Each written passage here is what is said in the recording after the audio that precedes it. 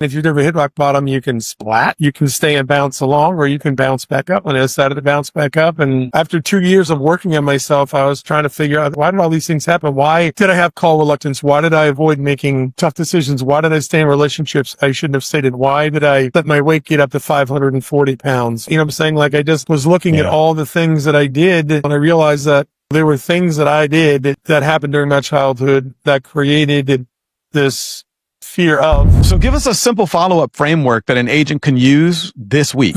As soon as you get triggered, that's when all that other crappy stuff kicks in. The only way to get out of fight or flight and into rest and digest is through breathing and calming down. Because what happens is your brain feels the need to run up and protect you right away. It's afraid of something, but it equates the fear of that something with the fear of whatever's coming down the pike. When we feel fear, we run.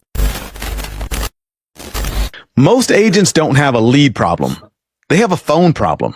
And according to today's guest, that phone problem is usually not about scripts or CRMs or follow-up systems. It's actually about fear, rejection, and identity.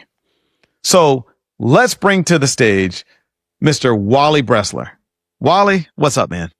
Hey, what's up, Michael? Thanks for having me, man. I appreciate it. Good to see you as always.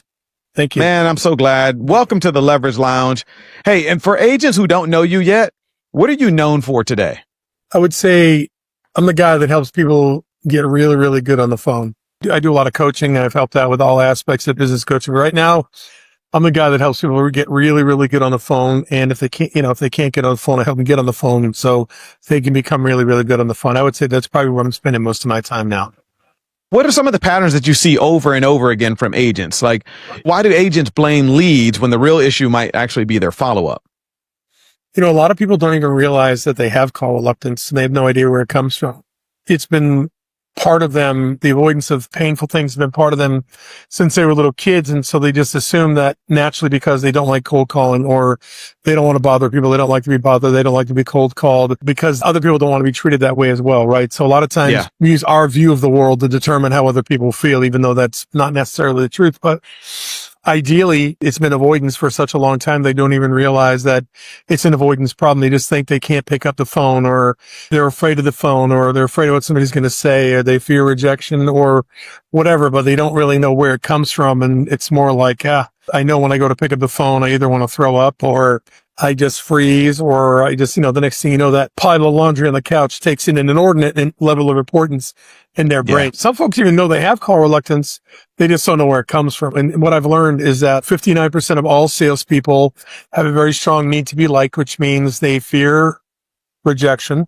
They fear not being liked. Some people will call people they don't know, but they won't call people they do know. And some people will call people they do know, but they won't call people they don't know. And some people don't want to call anybody. And most of it's just a lack of understanding, lack of awareness of where it comes from, and then giving it any sort of title other than call reluctance. So is call reluctance really a fear of the phone, or is it more of a fear of rejection? Fear of something bad happening, whatever that could be. Could be lack of approval, could be lack of acceptance, could be fear of rejection, could be fear of getting yelled at, could be fear of not being good enough. And a lot of times the call reluctance is the symptom, but it's not the actual thing it's related to. Like, for instance, there's people who get bullied when they're kids, and so they become perfectionists, thinking that if I'm perfect, there's no reason not to like me. Right. But then they go through their whole life of being perfect, and they're like, oh, my scripts aren't ready. I got to know everything I'm going to say. I got to know every possible answer to every question, which even after 20 years, I can't answer every question. Somebody asked me the other day, like, can we get listing leads from Google Maps? I'm like, you might be able to. I mean, I don't know.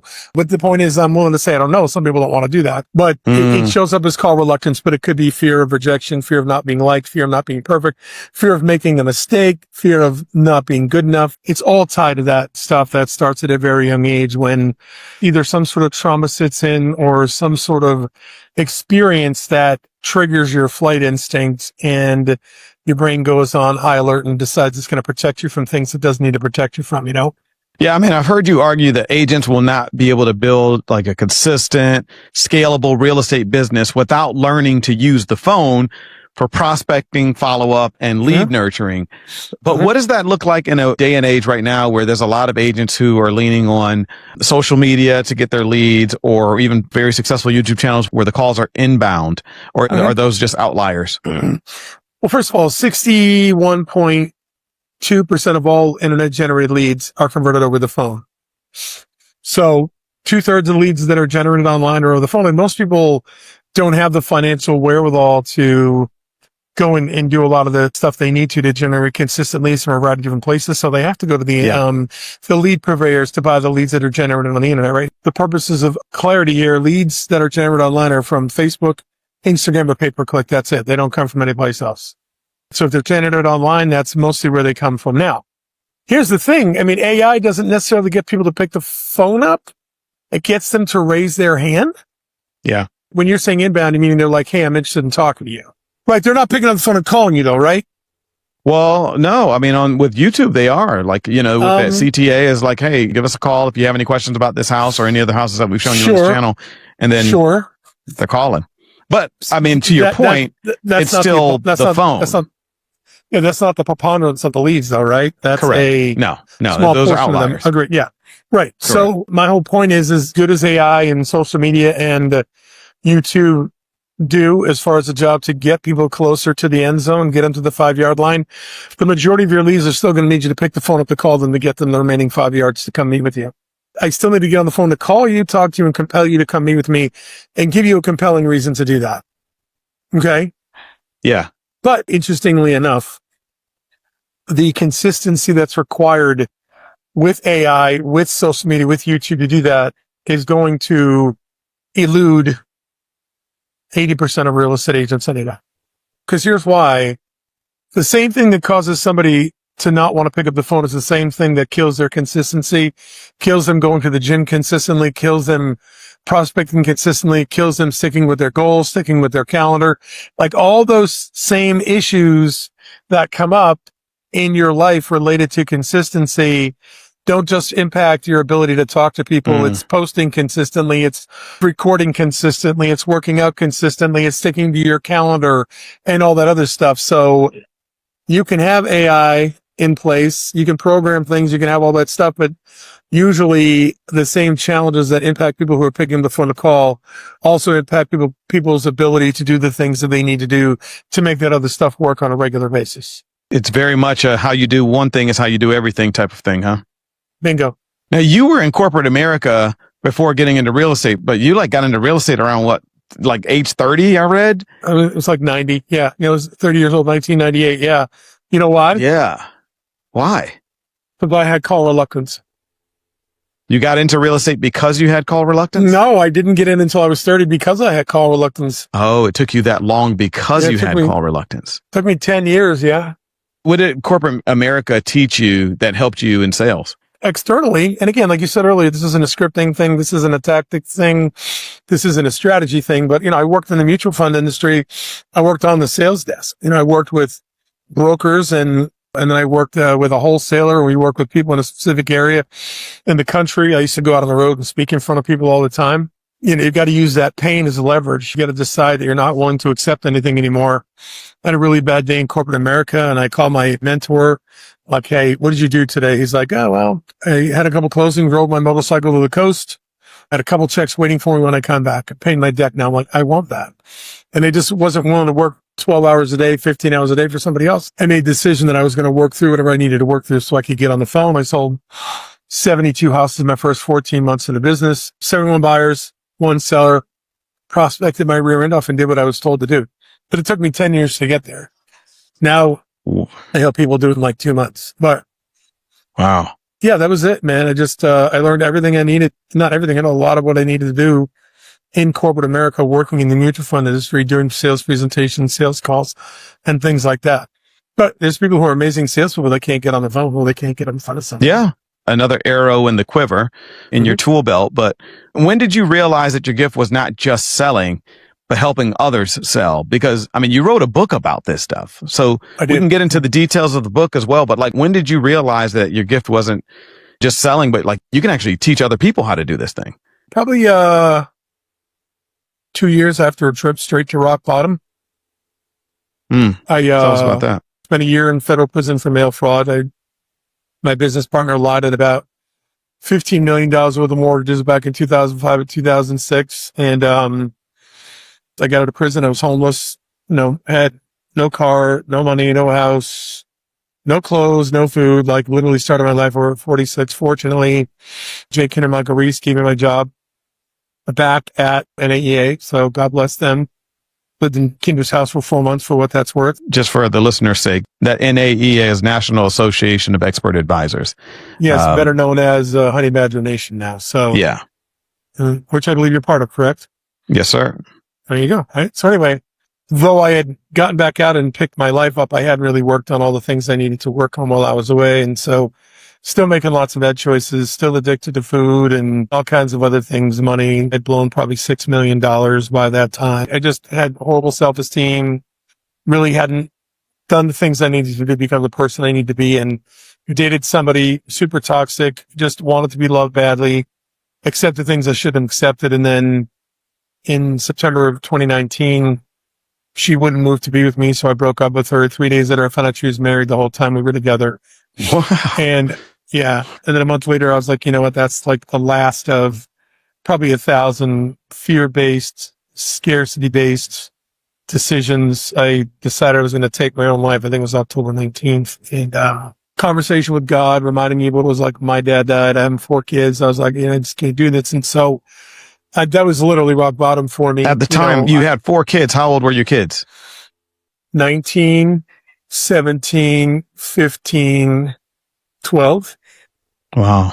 Yeah, I had 6 months of teenagers, all 4 teenagers. So, I don't recommend that either. So anyway, I hit rock bottom and I was like, okay. And if you've never hit rock bottom, you can splat. You can stay and bounce along, or you can bounce back up. And I decided to bounce back up, and I went and saw a counselor twice a week for almost 4 years.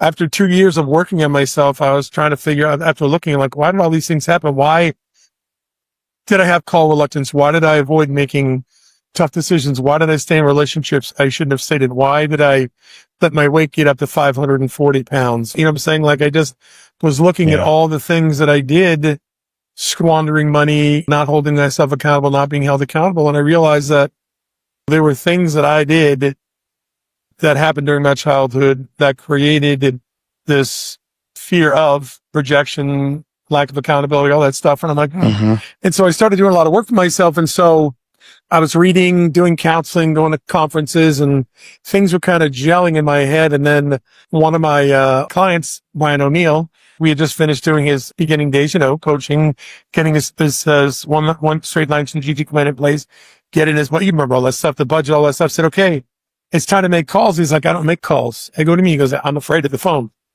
Like, dude, you're a firefighter. Like, you go back into burning buildings when people are leaving. Like, you're saving lives on the sidewalk. You can't pick up the phone. He's like, no. And so I started looking at some of the stuff we were doing, and I'm like, okay, let's do this. And I did this, and I'm just looking at all these things, and I'm like, okay, how about this? And so then I started recommending that do these things. And 45 days later, we were working, and then he called me and says, hey, I just got a $500,000 listing. I go, nice. I got you. I was calling Fizbo's. He's like, yeah, I was calling Fizbo's, and the guy's got another $750,000 house to list. And it's like that proverbial light bulb goes off. Bing! And so I started doing crazy research on this. And then I just realized that our fight, freeze, or flight instinct usually gets triggered at a very young age, usually by something that's traumatic or sometimes even stressful things like parents fighting or growing up poor, or it could be just anything that, your brain is so programmed to protect you that even things that are stressful can trigger your avoidance. I just started doing research and was looking at these things, and I started talking with people, and then I'm like, okay, well, let's do this. And I went through the things that I went through to make myself. I lost like 200 pounds and did all kinds of things to get my life back in order. And so I started working with people back in March of 2021, and I published my first book. So now it's 5 years later, and I've helped hundreds and hundreds of salespeople get over call reluctance. I mean, Brian, just for giggles, in 2024, he was the #1 agent for EXP for volume in South Carolina. This last year, he was #3. I think he sold over 70 houses, 6-time icon. I just told him what to do. Like, he had to do all the work, right? But I'm just saying, once you realize that there's nothing that can get in your way, I mean, it takes off. Tell us about the book and why somebody should be reading it. Yeah, thank you for letting me share this. It's called Rethink Everything You Think You Know About Prospecting. Kyle Draper from Higher Culture has a series called Rethink Everything. Kyle. Yep, Kyle's great. And I said, hey, what do you think about this? He says, I think we need this. I said, okay. And then Chris Heller from Place Former CEO of KW was like, hey, I think we need this. And so I wrote it, and basically everything I teach in my class in a book form. It just takes you through everything you need to know to do step by step to get over call reluctance. And you can do it. I mean, it's all right there, but it's just basically everybody thinks it's the phone and it's the lead. Michael Collier, the leads suck. Yeah. Yeah. No. Heard that before. Yeah. Just to put things in perspective, you're a successful agent. You're a great business person. And like out of 100 leads, you're going to talk to 10 or 15 people. Half of them are say they're going to do something. Half of them will show up, and then you're going to sell 1 to 3 houses. The average conversion rate on internet generated leads for real estate is 2.4%. For internet generated leads, period, it's only 1 to 4%. So the FUs, this is the wrong number. This is my cousin, my uncle. I'm going to wait. We're not interested. That's all figured into that, right? But even if I spent $50 on her, then I spent $5,000 on leads, 3 sales is still going to get you on the lean side, $25,000 to $35,000. Anytime you can 5 or 6x, 7x your money, you do that all day long, twice on Sunday, right? There. Yeah. So the leads don't suck. It's the skill and the effort that are the two big things. Is, am I calling enough? Which most salespeople don't call enough. 94% of all real estate agents are off the phone by contact number 4. The magic happens for 78% of the time at 7 or later. Number of contact attempts, 17 to 26. Most agents don't even get that close. So it's not that the leads suck. It's just you got to put in an effort. And then when you get on the phone, be able to convert those at a high level. So this book here basically says, okay, let's find out where the call reluctance comes from. And here are the step-by-step strategies you need to follow to get out of your own way. And the great thing is it's like a cut that heals. Once it's healed, it never comes back. It's gone because you've rewired your brain. It takes a tactical approach. There's a lot of books that we read that are great books, and we're like, oh my gosh, that was a great book. And you feel like it's kind of life-changing when you read it. But most people read great books and do nothing with them because there's no real instruction on what to do next, right? I mean, it gives you some paradigm shifts maybe in the way that you think, but it doesn't say, hey, here's where you start. Here's what you do next, and here's what you do next. And it sounds like this you wrote to be very tactical so that whoever's reading it can get what they need to get from it, but also do the work beyond it. You know, to your point, you know, I tell people, I make people agree when they start, like, I'm not a therapist, I'm not a counselor, I'm not any sort of medical provider. So if you're working on some stuff underneath you need to go talk to somebody, go talk to somebody. And I've had people I've worked with a counselor, they work with me. I take you through what are the steps you need to do to actually make it go away. We go find out what causes it, and then I show you how to let those emotions up, and then I give you steps and strategies and accountability to make it happen, you know? Here's the thing. I can't do the work for you, just like I can't prospect for you. Well, I can't prospect for you, but most people can't afford that. I'm being a wise guy. I know what you mean. Yeah. Being wise, right? Like, hey, Michael, can you call for me? I can, but I'm going to need $300 an hour, you know, and you could do somebody else for $2 an hour. I can't. But the point is I can't make you sit with your thoughts. I mean, I can't sit with your thoughts for you. I can't sit and let those feelings come up. I can't process them for you. Like, you've got to do that. The great thing is because of neuroplasticity, I can unravel a 40-year ball of yarn in like 2 months. It's crazy. There's a lot of people who've been through things. They've allowed it to paint broad strokes across what their life looks like, what their business looks like, their relationships look like, their money looks like. How do you feel like unresolved pain shows up in a sales business? I think the metaphor we're looking for is you go to a house and you're on a listing appointment and that the front yard is strewn with garbage and a car on wheels and all kinds of other crap. How often do you go in the house and the inside of the house is mid condition? Very rarely. Never, right? If it looks like that outside, it probably looks like that inside. Yeah, that's us, man. Whatever's happening on the inside is going to show up on the inside. Overweight, limiting beliefs, negative self-talk, super huge fluctuations in your bank account, huge lack of inconsistency, beating yourself up. Lots of people who are assholes. You know what an asshole is? Oh, yeah. Right? Keep asking you for advice. You give it to them and they don't do it. People who are chronic learners. They've been to every conference. They know every script, every dialogue. They've read every book and they don't apply any of it. You know what I'm saying? Waiting for the person on the stage to say the one thing that cracks open their head. And by the way, we agree they're not bad people. These are still very good, loving, caring people, worthy and deserving of amazing things. But when you don't go deal with what's getting in the way, It stays the way. And here's the thing. It gets worse over time. Unresolved issues, your brain continually forces them at you until you deal with them.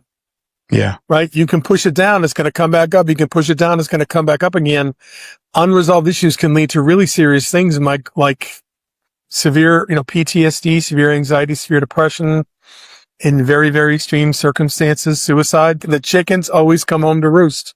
They always do. What does rebuilding actually look like when your reputation, your confidence, or even your identity has taken a hit? I got a buddy coming into real estate here pretty soon and had a very high profile life prior to something that happened. And now he's kind of rebuilding, but that confidence of what do people see when they see him? Do they know the story? Do they believe the story? What does that look like? Just what Jay Kendra says. It says his give a F is broken. My son may be the only person who's less attached to things than he is. But, I say, hey, listen, I'm just going to take the keys to your car. He's like, okay, here they are. Doesn't care, right? His give a F is broken. And so this is where it needs to get to. And it's not easy. And if you go to my Facebook page, it's still there. I want 2021. I got a Red Sox hat on. I got a black or blue t-shirt and it's open to the public, but I'm sitting on my couch and I'm going, what if people knew I was a convicted felon? What if people knew I was sexually abused? What if people knew that I cheated on my wife? What if people knew that I have my kids? All the things, right? Just what if? And I remember somebody telling me, whatever you own, it can't hurt you. And so I got on Facebook and I recorded like a 17-minute video of everything that I had ever done. Like everything, what I'm saying? Ate this pie when I shouldn't have this, like everything. Yeah. And I just laid it out there because I'm like, you know what? Because once it's out there and it's out there and so freedom. Yep. Listen, I'm a convicted felon. I screwed up and I'm saying I wasn't trying to steal money, but I wasn't exactly trying to be a good guy. I cheated on my wife 4 times. I've loaned $16 million. I blew $6 million. Screwed up my kids' lives. One of them tried to take their own life. I filed for bankruptcy 4 times. I've had cars repossessed. I had to short sale one of my houses. I did it all. Yeah. And there's nothing I can do about it. And if you don't like it, well, then that's just TFB. And that's the same F that we used earlier. And once you can own that and not care, it all changes for you because you're not defined by that. You're defined by that if you continue to accept it. I think that's the big play between guilt and shame, right? Guilt is I messed up. Shame is I am that behavior. That's right. Right. You take on the identity. Yeah, you own that. Sometimes sit around and wish I hadn't done things. Yeah. You said something earlier. You said that the chickens always come back home to roost, and always. You telling the story of your kids. I hear you saying that, and it's like, man, I just had this stark realization that when the chickens come home to roost, they may not necessarily roost in your hen house. They might be in somebody else's. It could be your kids. Something that you didn't resolve could show up in something in your kids, and that's a very scary thought. Not could, will. Yeah. Wow. Yep. Going back to call reluctance and identity and all, what are some of the first signs that an agent has call reluctance? Like for somebody who's listening to this, they're like, well, I make my calls. If I just had the right people to call, like I would make my calls. Am I allowed to do that with my eyebrow? Right? If I just had the right people to call. So it shows up a lot of different ways. Sometimes it shows up as negative emotions. I'm not good enough.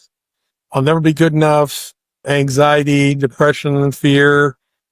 Sometimes you get the classic fight or flight symptoms, dry mouth, sweaty palm, sweaty pits, upset stomach, lightheadedness. The interesting thing is, Mike, is that when your body goes into fight or flight mode, 99% of the time it's without your permission. And that's what we want. We don't have to want to think about, should I run, right? So basically what's happening is it's shutting down your digestive system. It's pumping adrenaline and epinephrine and norepinephrine into your blood. And it's dilating your pupils so you can get more light in. You got to pee. Your lung capacity expands. Like literally goes right into that. Mm-hmm. Or you completely go blank.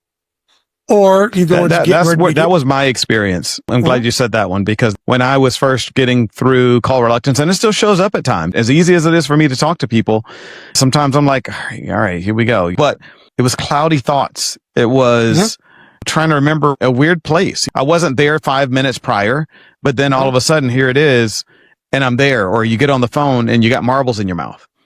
And that's what happens. And even after you master it, sometimes it comes back. You know what I'm saying? Sometimes it'll just sneak its way in because how old are you? In your 40s, right? Yeah. It's been around for 40-ish years, 4 decades. You know what I'm saying? It's been around longer than sneakers and underwear and hair in your head. It's been around forever. Yeah. So even once you master it, I mean, 99% of the time it's not around, but if sometimes you let it creep in, it'll try and make its way back a little bit, right? Not always. Yeah. Every once in a while, but it's a habit. So anyway, yeah. So give us a simple follow-up framework that an agent can use this week. Mm-hmm. Okay, great. So before we go any further, just a recap. Don't want to call people you do know. Don't want to call people you don't know. Don't want to call anybody. Getting off the phone with the first sign of resistance. I'm not interested. We already have somebody. We changed our mind. All that is call reluctance. Don't want to talk about money. Have to talk about commission. Mm-hmm. So here's the framework. I'm a big Byron Katie fan. Byron Katie wrote a book, The Work. She's got these questions, and basically when something happens, one of the first questions is this true? I mean, is it really true that I'm no good, I'm not good enough on the phone, that I'm not worthy? Is it really true? Who am I when I have this thought? And then who am I without this thought? Okay. So just check it out and keep those questions there. So initially, oh my God, people aren't going to like me. I'm bothering somebody. Is it true that you're bothering somebody? Maybe. I mean, is it really true you're bothering somebody? I mean, if somebody raised their hand and said they wanted to buy a home, or if they had listed their home as an expired or was withdrawn, or if it's FSBO, you're not bothering them. You're trying to help them. And then who am I when I have this thought? Well, I'm an inconsistent, low producing, weak real estate agent. Who am I when I don't have this thought? I'm a strong, powerful, valuable advisor and asset to the right buyer or seller. Now, here's the thing. There's fight or flight, and then what we have now is called rest and digest. So right now we're in rest and digest. All the bodily functions are kicking along the way they're supposed to, keeping us alive, blinking, breathing, saliva, right? As soon as you get triggered, that's when all that other crappy stuff kicks in. Mm-hmm. The only way to get out of fight or flight and into rest and digest is through breathing and calming down. Because what happens is your brain feels the need to run up and protect you right away. It's been doing it for decades. It's afraid of something, but it equates the fear of that something with the fear of whatever's coming down the pike. And even though you're 40, I'm 58 almost, our brain goes all the way back to when we were 5 and says fear is fear is fear is fear. And when we feel fear, we run. And so what happens is when the brain goes, okay, we're scared, you go, nope, we're good. And you stop for a second and you do some square breathing. Okay. And you just breathe in for 4, hold for 4, breathe out for 4, hold for 4, and just keep doing that. Okay.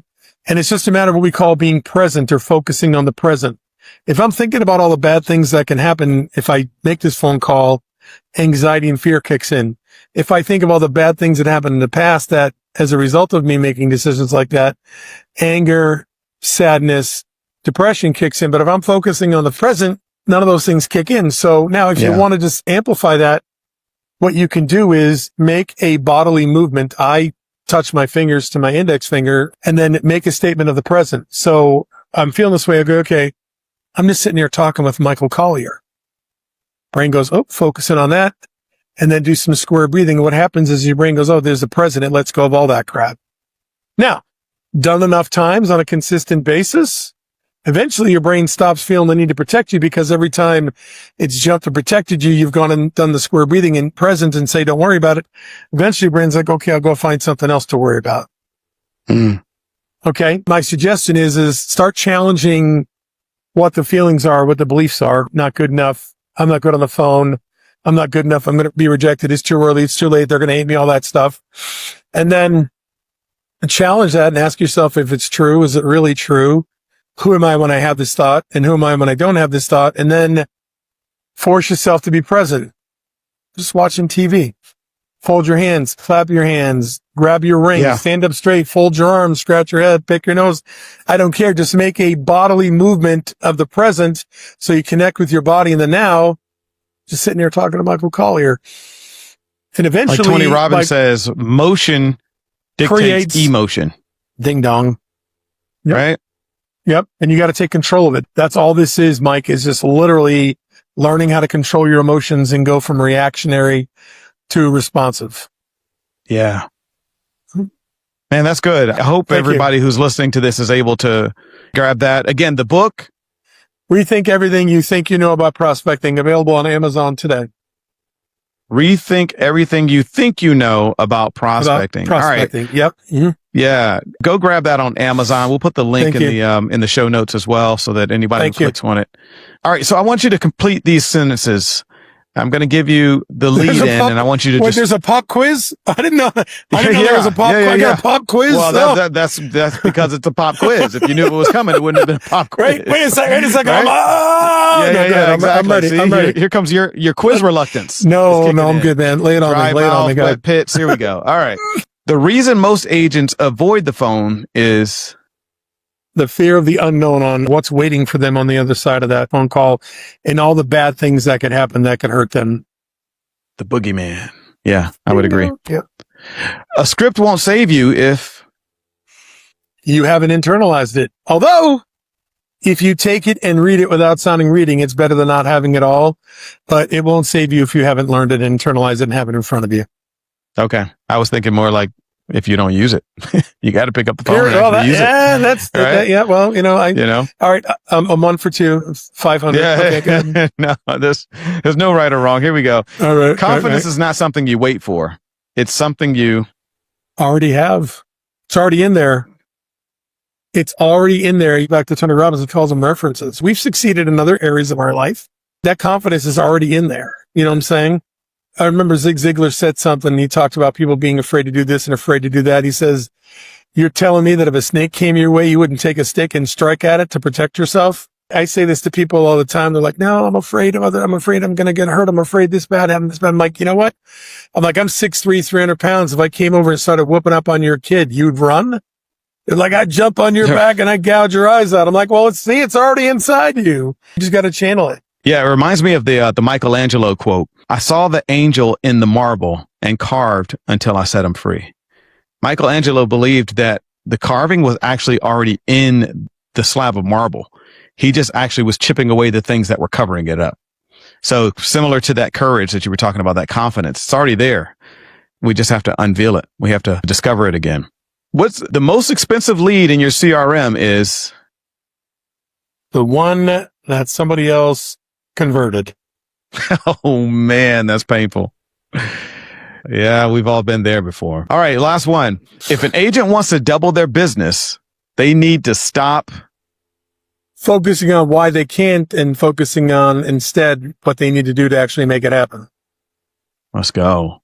I absolutely agree. And man, you're off the hot seat, Wally. You did amazingly well. That. Absolutely. Leverage is not just hiring people, buying tools, or building systems. Sometimes the first form of leverage is removing the emotional block that keeps you from doing the simple thing that creates income. That's where it all starts. So today's episode is a reminder that the confidence that you're looking for is already there because you've already succeeded in other areas of your life. So muster it up and get out of the way. Get out of your own way so you can actually go out and help more people. So Wally, for the agent listening right now who knows that they're capable of more, but keeps avoiding the work, what would you say to them? The pain of change and the pain of staying the same are not the same kind of pain. Okay? And the pain of change is way more acute. It's much stronger. It's not right. But eventually it goes away, and it goes away for good. The pain of staying the same hurts all the time. And sometimes it's not too painful. Sometimes it gets really painful, and that goes back to not being painful. But it's always painful. The pain never goes away. We make it manageable. We get used to our own dysfunction, but it's always manageable. So the pain of change, it hurts bad. But eventually, once you deal with it, it's gone for good. What pain are you going to choose? Are you going to stay the same and let it hurt for the rest of your life? Because there will be a day, whatever it is, that you're going to look in the mirror. Or do they say that hell is the man you are, the person you are meets the person you were meant to become? And that's happened to me before. I met that person a few years ago. Hell is when the person you are meets the person you were meant to become. That day comes for all of us.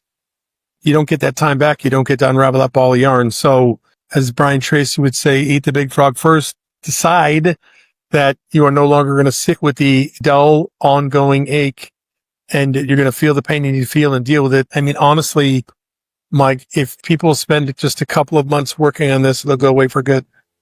Yeah.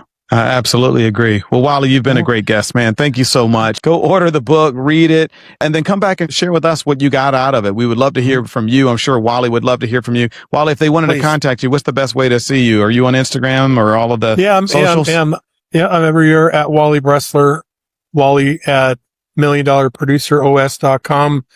Cell phone's 214-334-1356. If you're struggling as to why you can't get on the phone or can't get in front of a camera, let me know. It takes me about 5 minutes to help you figure out why it is, and then another 10 to explain how to overcome it. But love to help you out with that. Good. Thank you. I appreciate you, man. Hey, you've been a great guest again. Hey, guys, everybody, thank you for tuning in to the Leverage Lounge. Hope you got something out of this. Go back and listen to some of our previous episodes, because if this one touched you, I'm sure the other ones will as well. Take care, everybody. Have a magical day.